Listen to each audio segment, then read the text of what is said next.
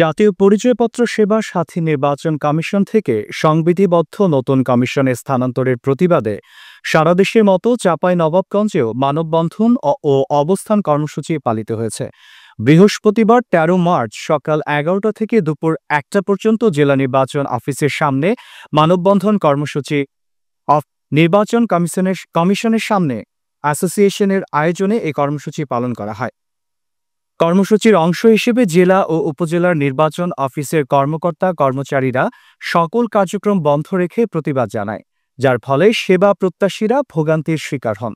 এ সময় বক্তব্য রাখেন জেলা নির্বাচন কর্মকর্তা মোহাম্মদ রেজাউল করিম, সদর উপজেলা নির্বাচন কর্মকর্তা মোহাম্মদ আসাদুজ্জামান, সদর সহকারী উপজেলা নির্বাচন কর্মকর্তা মোহাম্মদ সাইফুল্লাহ খালেদ সাইফুন সহ নির্বাচন পরিবারের অন্যান্য কর্মকর্তা ও কর্মচারীবৃন্দ। সেবা প্রত্যাশীরা জানান, আকস্মিকভাবে কার্যক্রম বন্ধ থাকায় তারা নানা সমস্যায় পড়ছেন।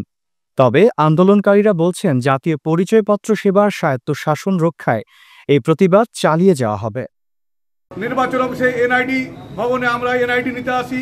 এখানে এনআইডি ভবনে এখন বর্তমান নির্বাচন কমিশনের আন্ডারে যদি এই এনআইডিটা থাকে তাহলে আমরা জনগণ অনেকটা রেহাই পাবো। তাছাড়া যদি অন্য মন্ত্রণালয়ে চলে যায়, স্বরাষ্ট্র মন্ত্রণালয়ে চলে যায়, তাহলে আমরা জনগণ অনেক ভোগান্তিতে পড়বো এবং নতুন যখন একটা রাস্তা বানাতে হয় তখন অনেক কাঁটা খোঁজ পেরিয়েই কিন্তু যেতে হয়।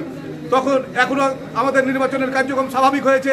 যখন নতুন হালে কোনো একটা মন্ত্রণালয় খুলবে, এটা খুলতে অনেক দিন আমাদেরকে ভোগান্ত হতে হবে। আমাদের এই কাজ নির্বাচন কমিশনের মধ্যেই থাকবে।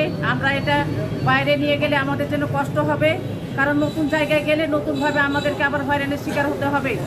এই আমাদের এনআইডি কার্ড অনেক দিনের এলাকাবাসীর বা আমাদের মৌলিক অধিকার, এটা আমরা অনেক দিন থেকেই অনেক কষ্ট করে পেয়েছি। এটা আমরা চাচ্ছি আমাদের নিজেদের মধ্যে থাকবে, নির্বাচন অফিসে থাকবে। এটা অন্য কোনো অফিসে বা অন্য জায়গায় হস্তান্তর হলে আমাদের জনগণের জন্য প্রচুর ক্ষতি হবে।